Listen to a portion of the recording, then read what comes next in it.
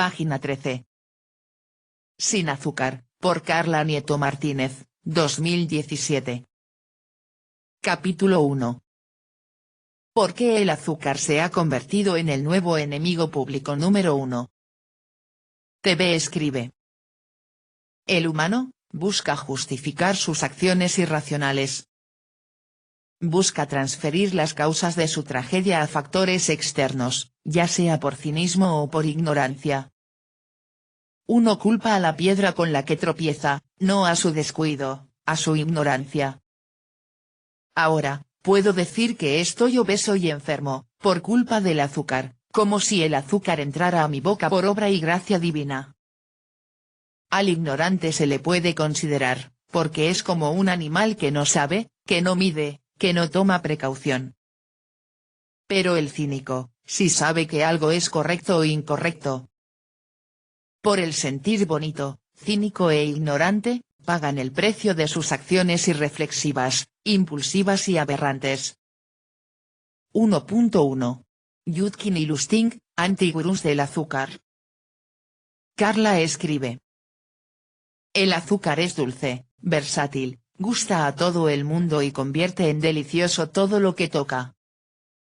Pero ahora, y tras muchas décadas ocupando la cresta de la ola de la popularidad en nuestros paladares y nuestras despensas, su estrellato no solo comienza a estar en entredicho, sino que se ha convertido en el blanco de todas las críticas en el ámbito nutricional, hasta el punto de que muchos la consideran una especie de enemigo público número 1. ¿Cuál es la causa de esta caída en desgracia del azúcar? ¿Por qué es ahora cuando todo el mundo parece haberse puesto de acuerdo para demonizar su consumo? ¿Qué base tienen las cada vez más numerosas campañas e iniciativas contra este alimento? Un nutriente en el punto de mira. El tabaco mata, fumar perjudica seriamente la salud. Son eslóganes que al principio causaron mucho impacto, pero que ya todos hemos interiorizado y cuya veracidad no se pone en duda, ya que los efectos negativos del hábito tabáquico en la salud están de sobra demostrados y nadie, independientemente de si se opta por ser fumador o no, puede darse por no enterado al respecto gracias, eso sí, a importantes e impactantes campañas de concienciación. Pues bien, el ejemplo del tabaquismo sale inevitablemente a relucir cuando uno se empieza a interesar por la tendencia, ¿azúcar? No, gracias, nada de azúcar para este cuerpo, en la que actualmente estamos inmersos. De hecho, muchos expertos en el tema no han dudado en definir esta sustancia como el nuevo tabaco. Y hay razones de peso para establecer este paralelismo, ya que ambos, el azúcar y la nicotina, son consumidos a diario por millones de personas en todo el mundo y los dos son muy accesibles. Además, y aquí radica la principal similitud, tienen en común que es solo después de mucho tiempo de fumarse / ingerirse cuando su lado oscuro, o sea, los perjuicios para la salud, empieza a mostrar la patita. En el caso del tabaco suele ser una tos persistente o un catarro que no se cura. En el del azúcar se trata casi siempre de unos kilos de más, pero los dos producen daños invisibles y más importantes a nivel orgánico, afectando principalmente a la salud cardiovascular y dando también lugar a otras enfermedades como la diabetes, la hipertensión y, en definitiva, al síndrome metabólico, un conjunto de patologías que se ha convertido en un auténtico problema de salud pública, ya que su prevalencia ha aumentado en todo el mundo. TV escribe. ¿Y qué se puede decir de la hemoglobina glicosilada, que es glóbulos rojos muertos circulando en la sangre, volviéndola espesa, como caramelo, y provocando severos atascamientos en los vasos sanguíneos más delgados? Y hablar de esto con la gente, es inútil porque la mente de la gente común, la gente vulgar, no tiene manera de comprender este tipo de información.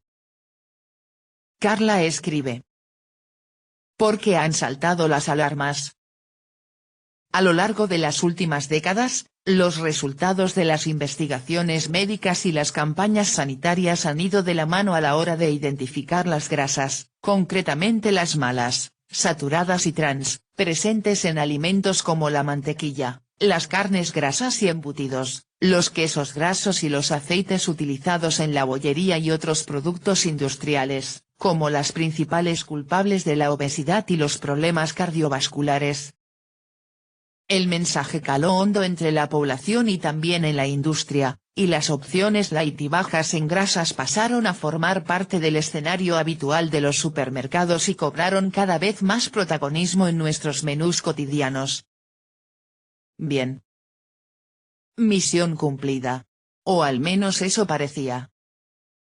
Porque las cifras y las estadísticas empezaron a cantar, poniendo en evidencia que había algo que no encajaba. A pesar de la reducción del consumo de grasas y de la mayor concienciación de la población sobre los riesgos de este nutriente, el índice de obesidad, de cardiopatías y de otras enfermedades asociadas sigue disparándose. En Estados Unidos, por ejemplo, según un estudio publicado en el Journal of the American Medical Association, más del 35% de la población adulta es clínicamente obesa, un porcentaje que supone el doble de las cifras correspondientes a la década de 1960.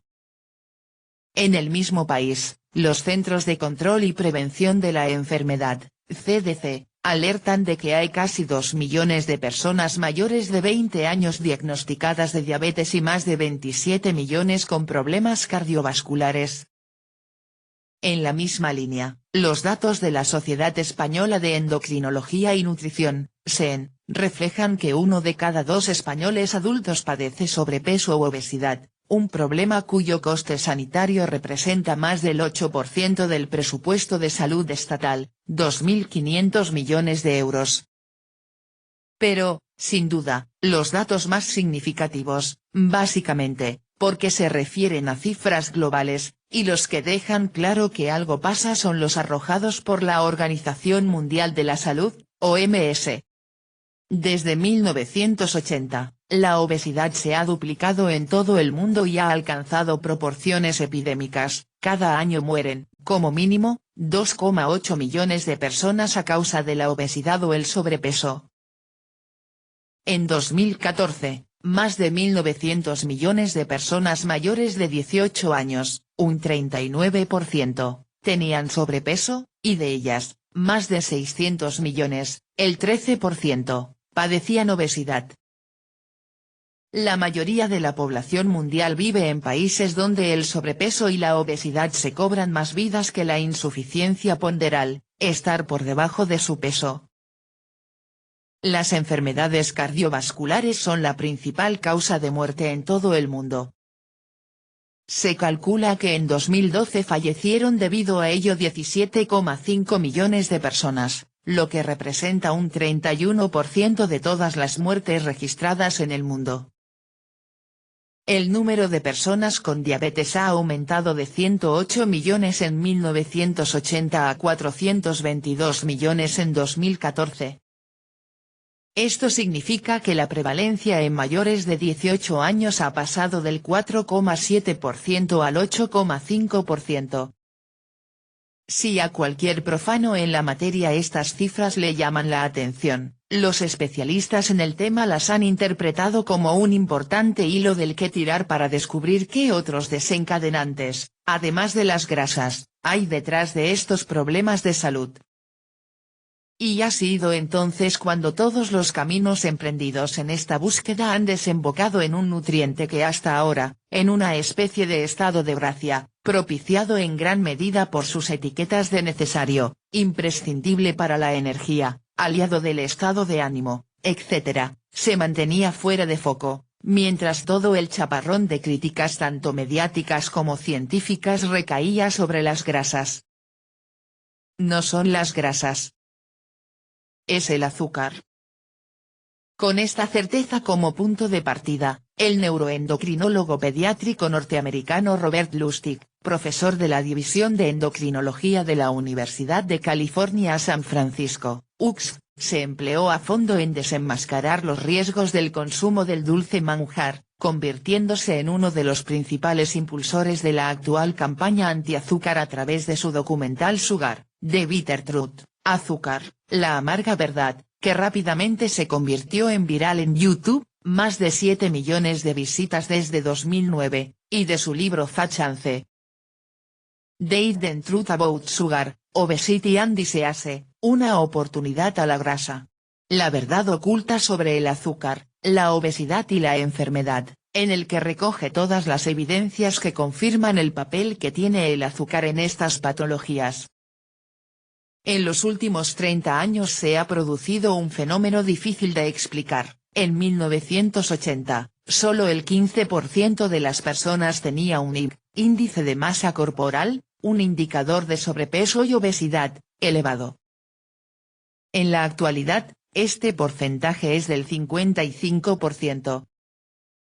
Por otro lado, de acuerdo con el Registro sobre Nutrientes del Departamento de Agricultura de Estados Unidos, en las últimas décadas el consumo total de proteínas y de grasas se ha mantenido relativamente constante, mientras la pandemia de obesidad avanzaba.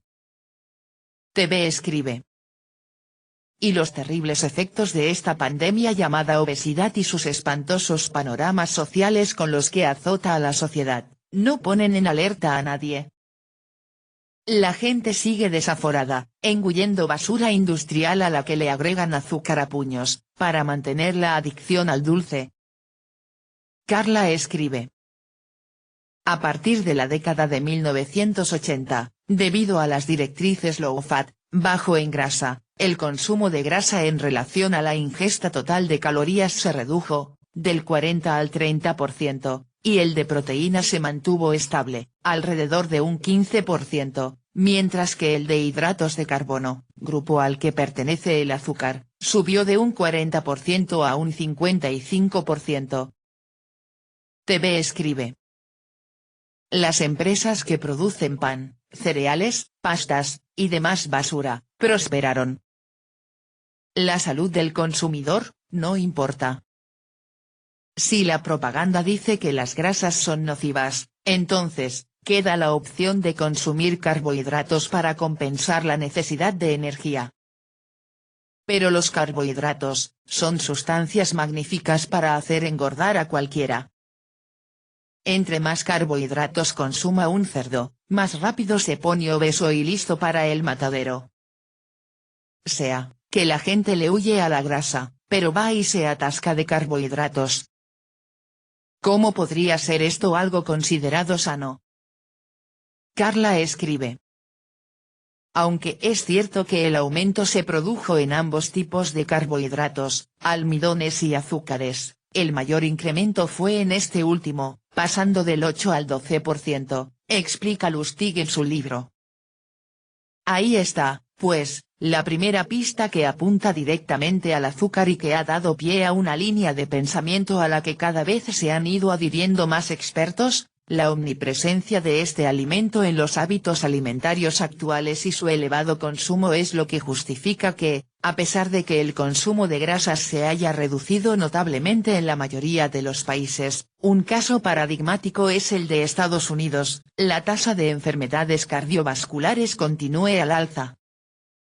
Y lo mismo ocurre con otras patologías como la diabetes, mientras que en 1900 su prevalencia era muy escasa, los diabéticos eran por entonces casi una rareza médica, actualmente la OMS se refiere a ella como una epidemia mundial. Más datos, hace un siglo, cuando el azúcar aún se encuadraba en la categoría de alimentos gourmet, por lo que su uso no estaba popularizado y su consumo se encontraba a años luz del actual, solo una de cada 25 personas se consideraba clínicamente obesa en Estados Unidos, mientras que actualmente lo es una de cada 3. Aunque el Dr. Lustig es la cabeza científica más visible del movimiento Sugar Free, lo cierto es que antes de él ya hubo otras voces reconocidas que apuntaron a los efectos perjudiciales del azúcar sobre la salud. En la década de 1960, la médica e investigadora norteamericana Rosalind S. Yalow, Premio Nobel de Medicina en 1977, y su colega y miembro de equipo Solomon Berson, que habían centrado sus investigaciones en el campo de la diabetes, constataron que la obesidad es un problema hormonal relacionado con las alteraciones, niveles desproporcionados, de insulina, a la que denominaron la hormona que forma la grasa. Pero sí hubo un precursor en el estudio en profundidad de la relación del azúcar con las enfermedades más prevalentes, ese fue John Yudkin.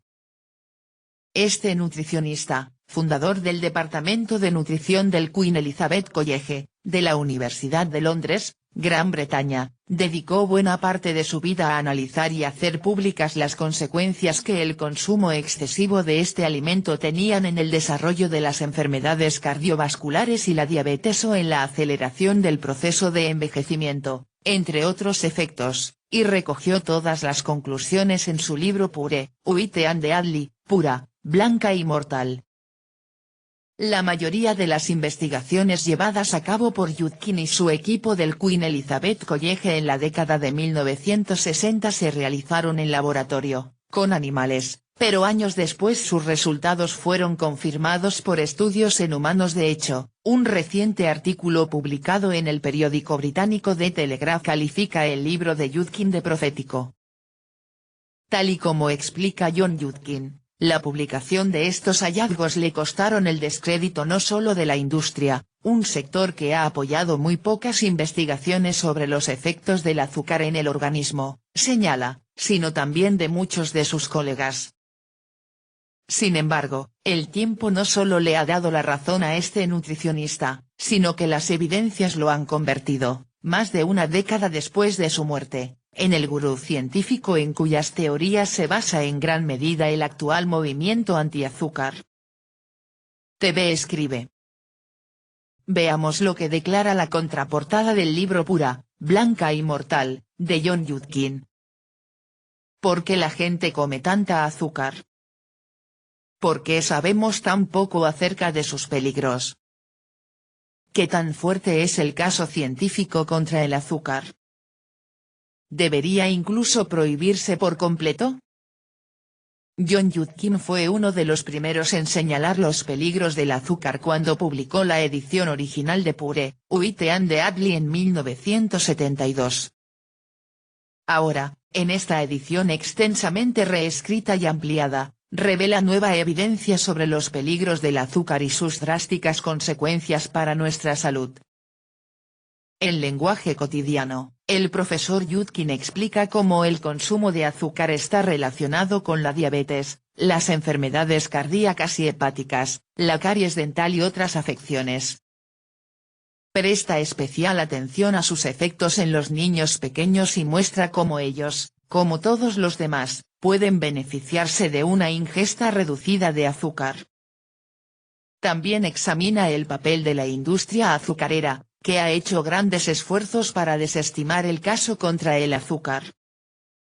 Pure, White and Deadly es una acusación impactante de un producto que es una parte cotidiana, y a menudo invisible, de nuestra dieta. Debe ser leído por todos los que se preocupan por su propio bienestar y el de la nación. Página 17.